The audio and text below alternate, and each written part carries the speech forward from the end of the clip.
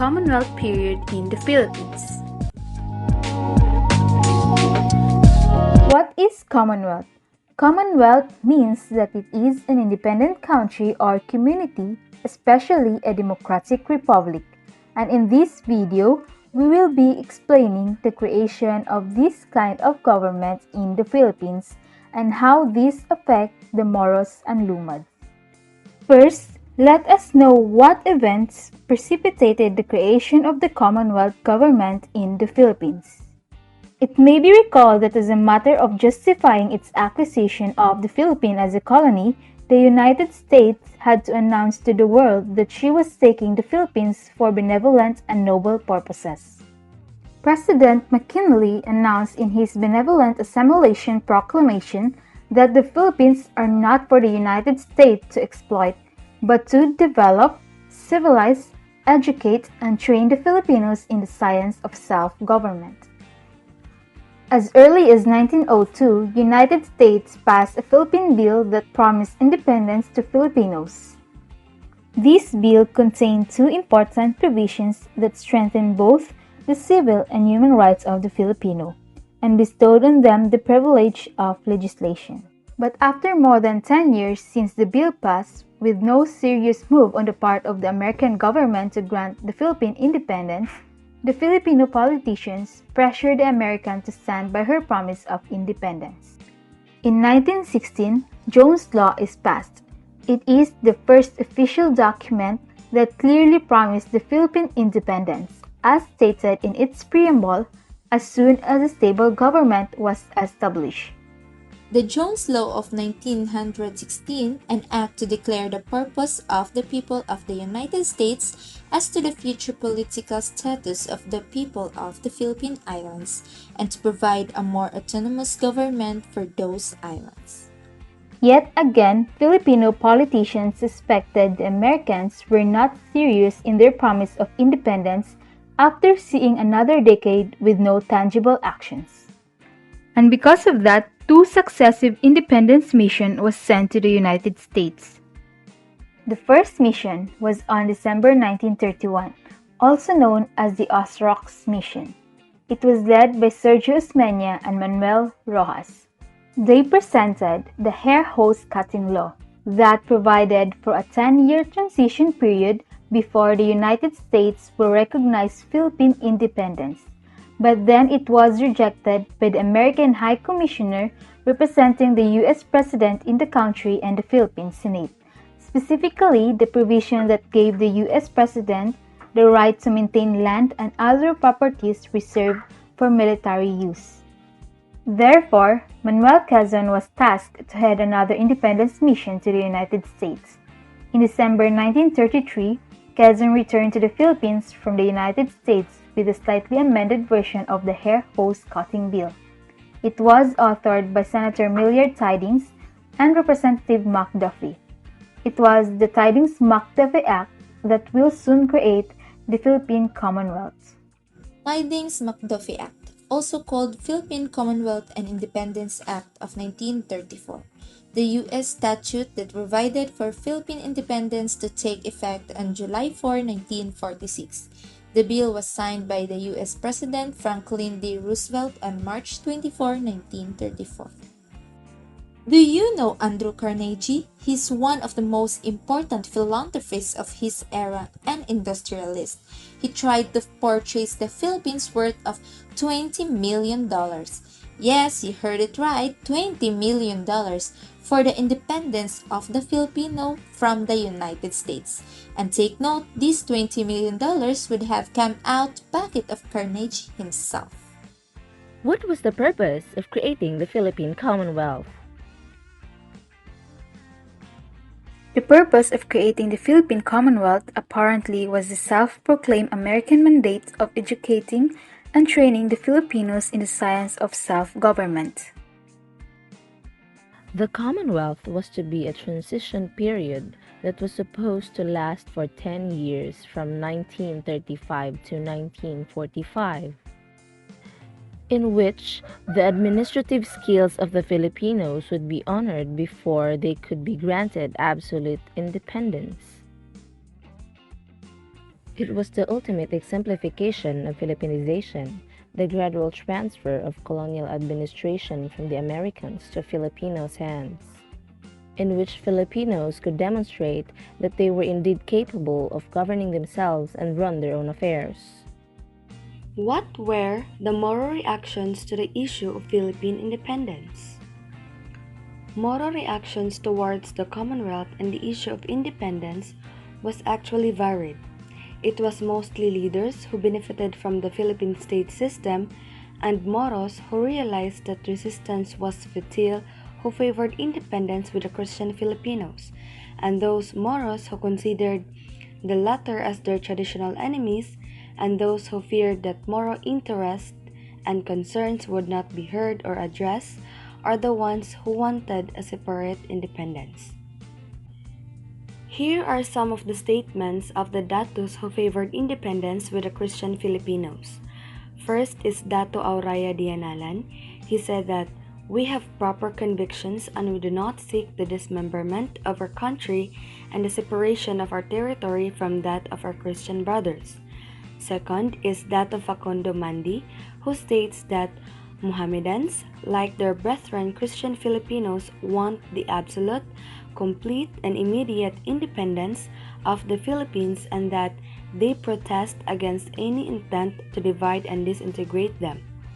And third is Dato Ibra, stated that inhabitants of Mindanao and Sulu and the inhabitants of Luzon and Visayas are brothers. Here are some of the statements of the Datus who did not want the idea of becoming independent with the Christian Filipinos. Dato Sakaluran and Haji Abdul Kamid Bugabong stated that in the recent constitution of the Philippine Commonwealth, no provision is made that would operate for the welfare of the Moros. Thus, should the American people grant the Philippine independence, the island of Mindanao and Sulu should not be included. Haji Abdullah and Dato Di Maampaw Dangkal respectfully sent a request to the American president that the American people must not give us to any other race except the American people. Lastly, Dato Di Maampaw Dangkal of Dansalan also said that we would like to be under the American rule forever. We do not want independence. We have found out that Americans as a people are kind, honest, and just. Moro leaders did not even want to govern themselves. The petition letters were ignored. Thus, Moros and Lumads would be incorporated into the Philippine body politic whether they like it or not. During the Commonwealth period, Manuel L. Quezon identified three major priorities to improve for the sake of national economy. The first priority is the development of Mindanao for the sake of national economy. Due to the overpopulation, those farmers who were against the policy, as well as those who are underemployed in the northern and central parts of the Philippines has suffered a depressed economy. The Mindanao-Sulu region was seen as the answer. The huge underdeveloped agricultural lands could grow a variety of new export crops and would improve export trade and renew national prosperity. So, it was freed for migrants and promised them from the population pressures. So, in other words, Mindanao was developed not for the sake of Mindanao and its natives, but for the sake of the central government and national economy. The second priority was to increase national security. The reasons why he thought of this were because of the non-Christian inhabitants perceived as not loyal to the Philippine government. Also, the existence of Japanese agriculturalists and entrepreneurs in Davao mainly for Japanese expansionism. So, as a response to the threat, Quezon encouraged the native Christians of Luzon and Visayas to migrate in Mindanao. It was so remarkable due to the fact that it has surpassed the migration rate during the American period. They also exerted efforts in advancing the integration of the Moro population. But it brought more harm than help. Quezon was talking of laws that would be applied to Christians and non-Christians as if they were a homogeneous people. During that time, Quezon lacks culture sensitivity. He wasn't able to consider the diversity of culture and religions. One of the issues would be the polygyny marriage of Moros and also the sultanship. He then abolished the various laws which somehow gave Moros and Lumads distinct treatment during the American colonial period. For instance, in January 1937, he abolished the Bureau of Non-Christian Tribes, which was the only agency that catered the special needs of the non-Christian people. He also abolished the native leadership of having datus and sultans to a more Western and alien form of government, which is present until now. The Commonwealth government was actually to provide a good training ground for Filipino leaders in preparation for their eventual independence. There were mistakes seen during the Commonwealth period. First, there wasn't enough government representatives from the non-Christians in Mindanao. Mostly the Moros and Lumads were marginalized due to the fact that only few of them availed the Western education. Second, the government initiated the development of Mindanao and utilized its natural resources, not mainly for the natives of Mindanao, but for the sake of central government or Manila-centered.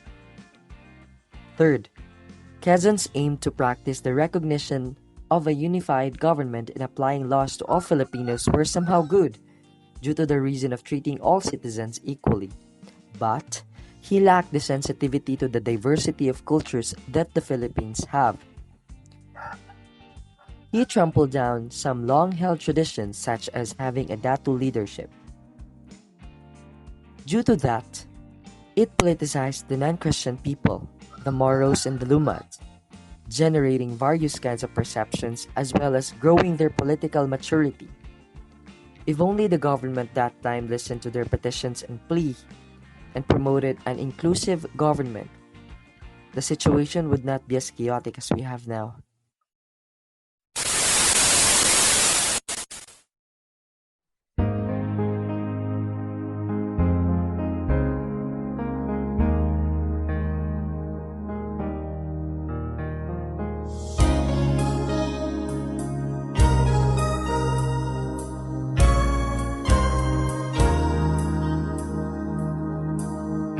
Bakit, sino, paano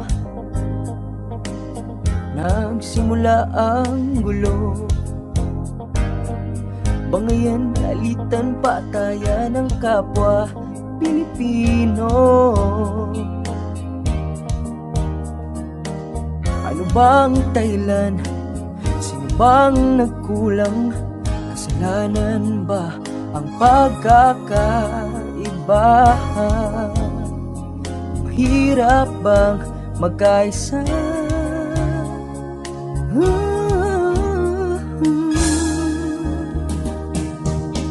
Una ibigay ang pagkakapantay at ang kamalayan ay di nawalay. Hindi na sana tayo hahantong sa ganito.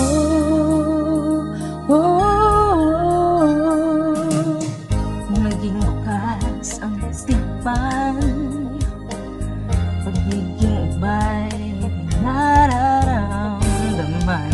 Di tatatak, pagiging watak-watak. Magkukulang ka para sa ikakasobra ng iba.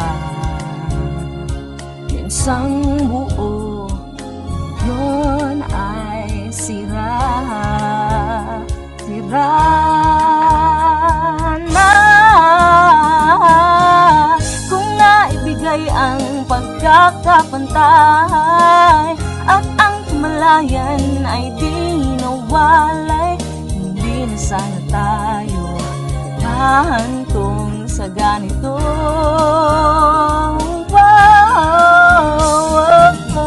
Naibigay ang pagkakapantay at ang kamalayan ay di nawalay, hindi na sana tayo hahantong sa ganito.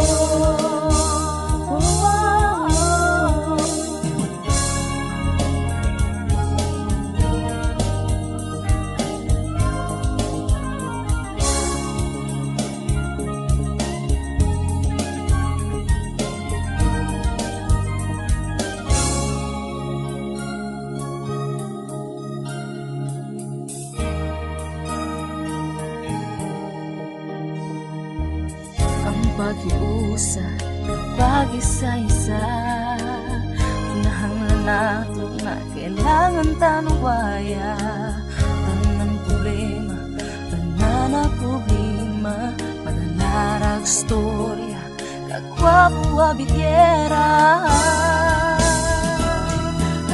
Pagkakapantay-pantay ibibigay, ang bayan di mawawala. Hahantong sa ganito.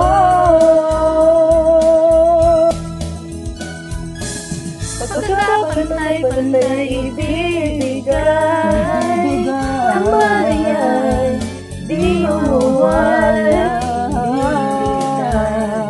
Hahantong sa ganito.